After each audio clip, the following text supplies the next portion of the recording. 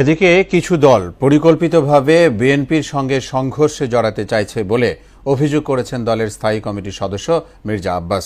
রাজধানীর নয়াপল্টনে জুলাই শহীদদের স্মরণে এক মৌন মিছিল কর্মসূচিতে তিনি এ অভিযোগ করেন। মির্জা আব্বাস বলেন, কেউ দল হিসেবে প্রতিষ্ঠা পেতে চায়, আর কিছু দল বেচাকেনায় ব্যস্ত।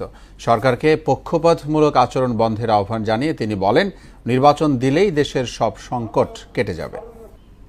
আজকে যারা তাদেরকে বিক্রি করে দল প্রতিষ্ঠিত করার চেষ্টা করছেন, যেই দল প্রতিষ্ঠিত নয় একটি দল প্রতিষ্ঠিত হওয়ার চেষ্টা করছেন, আর কিছু দল আছে তারা বেচা কেনা করতেছে। আপনারা ভাবছেন বিএনপি যদি না থাকে তাহলে আপনাদের ক্ষমতায় যাওয়ার পথ প্রশস্ত হয়ে গেল।